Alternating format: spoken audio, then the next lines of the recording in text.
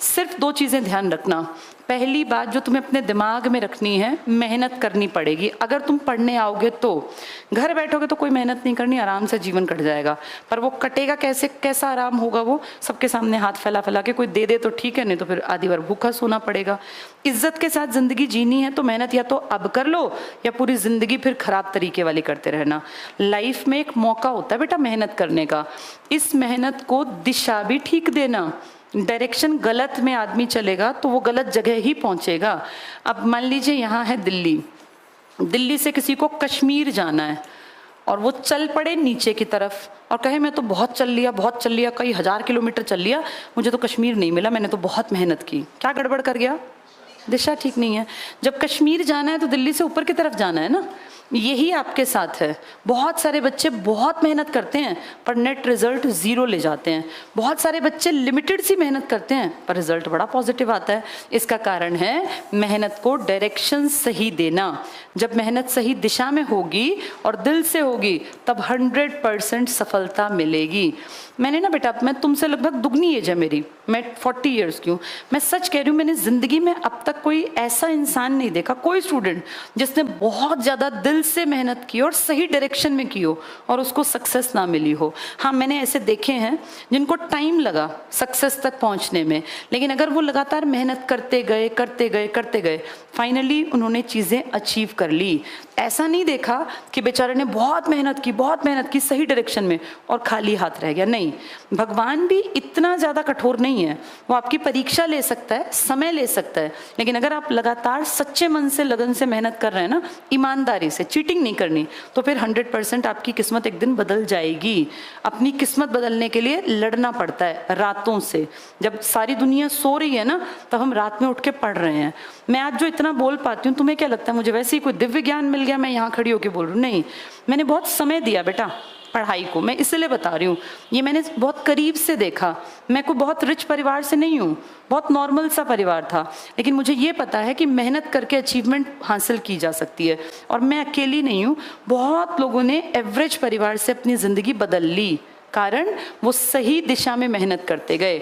अगर तुम दिशा गलत पकड़ गए तो सोचना भी मत कि तुम कभी आगे बढ़ोगे। और मेहनत नहीं करोगे ना बेटा तो फिर तुम फंस जाओगे। तुम्हारा जन्म भगवान ने जिस परिवार में दिया ना, पहली चीज़ तो ये एक्सेप्ट करना चाहिए कि यार हम जिस परिवार में जन्मे हैं, हमारा बैक कुछ नहीं है, हमें मेहनत करनी पड़ेगी। अगर अंबानी अडानी जैसे घर में पैदा हो जाएं तो चाहे कुछ ना करे पुश्ते बैठ के खाएंगी, लेकिन तुम और हम जिन घरों में से निकलते हैं, हम अगर कुछ नहीं करेंगे ना बेटा तो हम भी नहीं खा सकते। पुश्तों का तो तुम बात ही छोड़ दो, तुम कहाँ से खाओगे? तुम्हारे बैग पे किसी के पे पैसा नहीं होता। हम नॉर्मल लोगों में हमें अपनी पूरी बैग तैयार करनी पड़ती है।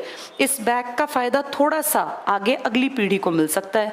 जैसे जिसके पिताजी तुम में से गवर्नमेंट जॉब में है, उसको एक हल्की सी बैग मिल गई। जैसे मैं अपना बताऊं, हम रिच नहीं थे लेकिन मेरे फादर गवर्नमेंट जॉब में थे, तो हमें ये टेंशन नहीं थी कि अगले महीने का राशन कहाँ से आएगा। हमें पता था कि फादर की इतनी सैलरी आएगी, हमारी ज़िंदगी इतने तक तो कट जाएगी।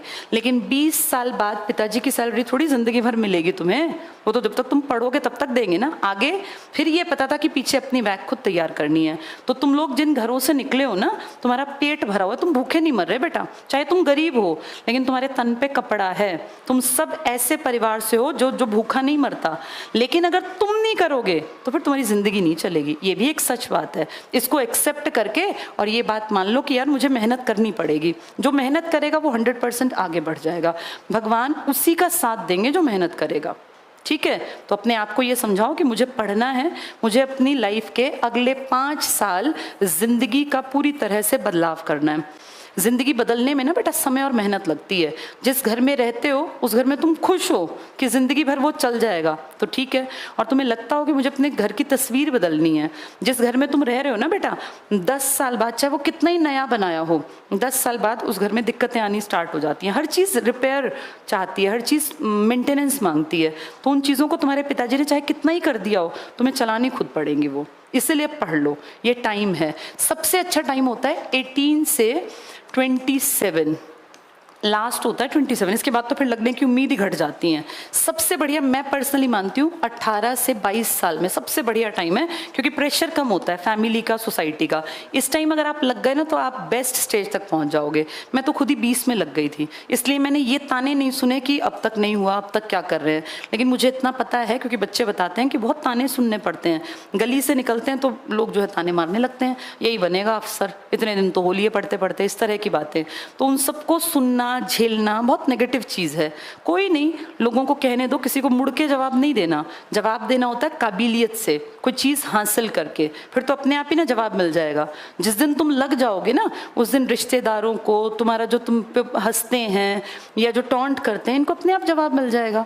सक्सेस अपनी स्टोरी खुद बयान कर देती है, उसके लिए लड़ने की ज़रूरत नहीं होती, पर पढ़ना पड़ेगा, ठीक है, डेली आना पड़ेगा, तब बात बनेगी। किसी का कोई डाउट? मोटिवेशन किसी और से नहीं लेते, मोटिवेशन अपनी ज़िंदगी से लेते हैं। किसी मोटिवेशनल स्पीकर को सुन के तुम्हारी ज़िंदगी नहीं बदलेगी बेटा। अपने घर की तरफ देखा करो, अपने कमरों की तरफ देखा करो, अपने पिताजी की तरफ देख लो, अपनी माँ की तरफ, और सोचो आज से 10 साल बाद जब ये बुजुर्ग हो जाएंगे, इनके कंधे झुक जाएंगे, तब रोटी कहाँ से आएगी? कल को बीमार भी होंगे वो, ये सबके साथ होगा, क्योंकि ये सच्चाई है जीवन की। उनके इलाज के लिए खर्चा कहाँ से निकालोगे? तुम्हें इतना काबिल बनना है कि उनके इलाज के खर्चे, तुम्हारी अपनी लाइफ के खर्चे और आने वाली पीढ़ी के खर्चे भी तुम्हें ही उठाने हैं। हर पीढ़ी ऐसे ही तैयार होती है बेटा, ऐसे ही करना होता है, इससे भाग नहीं सकते हम। तो अपने आप को सबल बनाओ, पढ़ो लिखो, काबिल बनो। चलो।